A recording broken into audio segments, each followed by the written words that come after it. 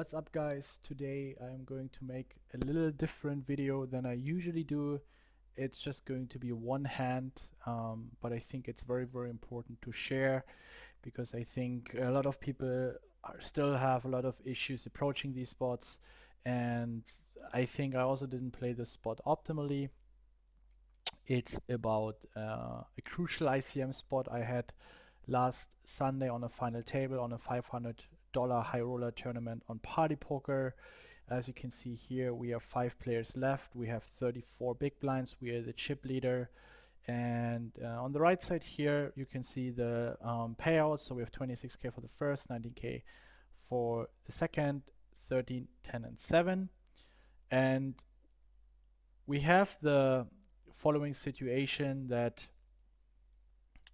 the cutoff at this point in time, he was a little bit on the looser side, playing fairly loose, but of course I think he will be aware of the situation that he should be opening quite tight.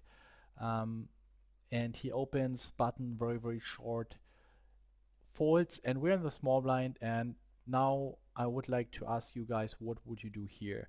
And I encourage you to pause the video for a second and think about which hands you would go all in with. Would you have a 3-bet fold range, which hands you would be 3-bet calling with, and so that we can, or you can assess for yourself how would you approach this spot. In this situation I had ace-9 suited. I thought it would be a very good spot to apply maximum pressure for around 27 big blinds to rejam against him, which I did. He folded, the big blind folded, and let's take a look at what the ICM tool in this particular situation I'm using, Hold'em resource calculator, and let's see what he says about this hand. So I have plugged in the numbers, and cutoff is opening. First of all, we need to give him an opening range, which I think will be something like, of course, way tighter than in a normal Shippy V situation, but I think he should still be opening not like super tight.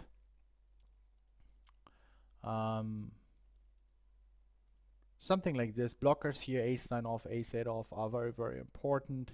I think around 24% is somewhat reasonable, and then it's folded to us, and big blinds overcalling range I think will be pretty much like this. Even jacks is fairly close, but I think people are calling these hands. And then, as you already can see, for small blind, let's give us a rejamming range. Any pair, suited hands, something like this, 17%. And you can see it's already very loose. Yeah, if he has ace queen off or ace jack, he's dominating a decent amount of hands, yet he can't call those hands. Here you can see the beautiful impact. I mean, for him, not a beautiful impact, but the impact of ICM. Even though we're rejamming that loose, he simply cannot call hands like ace queen. Even ace king is very close. I think it's okay to call ace king tens, because also him being the big stack will give him a huge advantage in the future orbits, applying a lot of pressure. So he will certainly make up for the EV here. And we also need to take into consideration that we sometimes 3-bet aces and kings, and 50% of the time queens. And then let's see how it performs. Then you can see ace king becomes pretty much a call, and tens as well, but still ace queen off is still a very negative call. I think minus 0.5 is a little bit too loose, so I think minus 0.2 is reasonable. With the future edge he will gain through that. And yeah, I think, I'm not sure if he thinks we're rejamming wider than that, but he still can call. So let's see what we can profitably rejam. I think in reality people will for sure call all ace king off combos, and most of the time also ace queen suited, because they're not so ICM aware. And then you can already see that our any 2 range becomes almost any two range, our reshoving range now becomes much tighter. And you can see ace nine suited is quite marginal. And if we think he even calls all ace queen suited, you can then see that the EV deteriorates.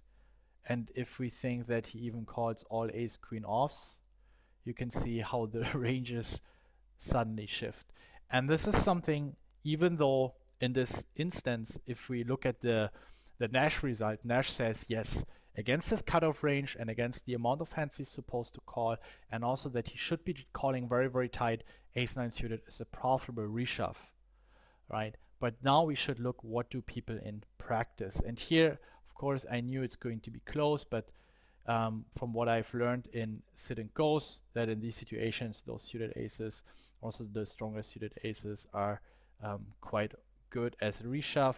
He tank called, I think he tanked for more than a minute. He called ace queen off, which I would have never expected him calling. But as you can see, his mistake cost me a lot of money as well. And it cost us both a lot of money. He was lucky that I was rejamming suited. If I rejam 10-9 suited, it's horrible for him. He doesn't want to be flipping in those situations, and all the other players are basically gaining a lot of EV because of that, and he is losing the highest amount of EV. And for us, as you can see, it was if he calls a slightly minus EV rejam, for him it's a terribly minus EV call.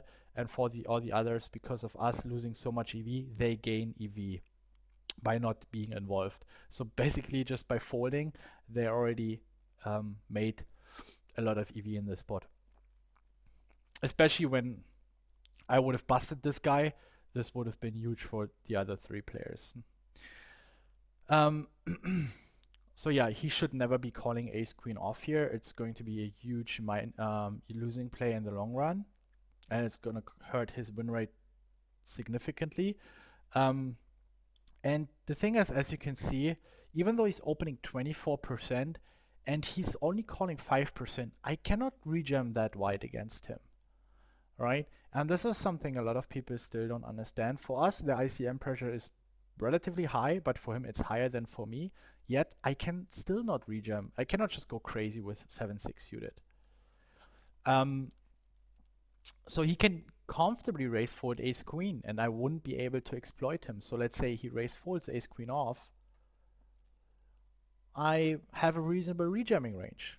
It's not that I can make a ton of money, but now what he does is he's basically, hurting his own win rate. And that's totally right. I think it's great to see those mistakes, because most of the time we are going to be one of the other players, and other players are getting hands all in against each other, which they're not supposed to. And you boost your win rate because the other people don't understand ICM. And you will ladder up without being involved in any hands. That's very important. As a takeaway from here, when you are not sure, rather take the safe side. In hindsight, I should have known that I should consider the possibility that this guy might make a big ICM mistake, and I should have just flat call ace nine suited and then moved on. That's how you should approach those spots.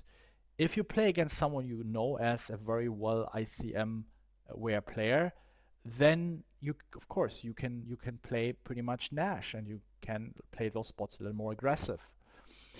The second thing I would like to address is, should he be open shoving ace queen? And I think he should not. As you can see here, even with aces, DVs are just super marginal.